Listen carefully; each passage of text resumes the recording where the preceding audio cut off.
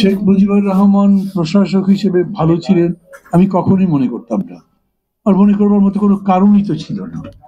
কিন্তু কোথায় কোথায় কিরকম কিরকম করে তিনি ভুল করেছেন, এগুলো উনি ওনার পেশাদারিত্বের জায়গা থেকে যেভাবে বললেন, এটা আমাদের সংস্কারের জন্য তো দরকার। ঠিক এরকম করে ধারাবাহিকভাবে যদি যান, তাহলে জিয়া রহমান সাহেব কি ভুল করেছেন, বেগম জিয়া কি ভুল করেছেন জানা দরকার।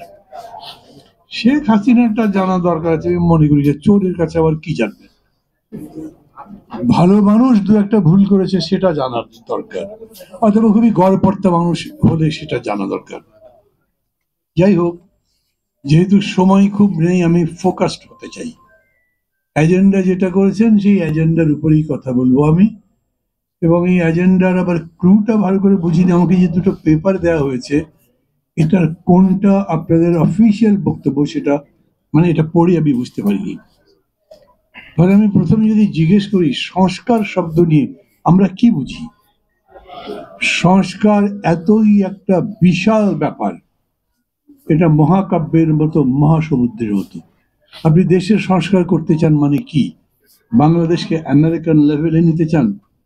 বাংলাদেশে একটা স্বর্গ রাজ্য বানাতে চান? বাংলাদেশকে খুবই ভালোবাসার জায়গা বানাতে চান? মানে বাংলাদেশকে গুণগতভাবে যত উন্নত জায়গায় নেওয়া যায় তাই চাই তো। সেরকম সংস্কারের স্বপ্ন তো আমাদের সবসময় আছে। আমরা যখন যুদ্ধ করেছি স্বাধীনতার, তখন আমাদের চোখে কি স্বপ্ন ছিল? সোনার বাংলা গড়ব, সুজলা সুফলা শস্য শ্যামলা সোনার বাংলা, গোলা ভরা ধান, গোয়াল ভরা গরু, পুকুর ভরা মাছ। কিছুই তো হয়নি।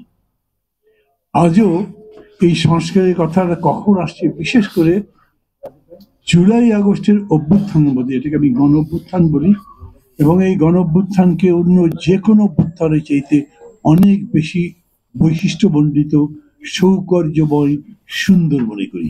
খুব একটা আমি বলতে পারে, অল্প, খুব বেশি কথা যাব না।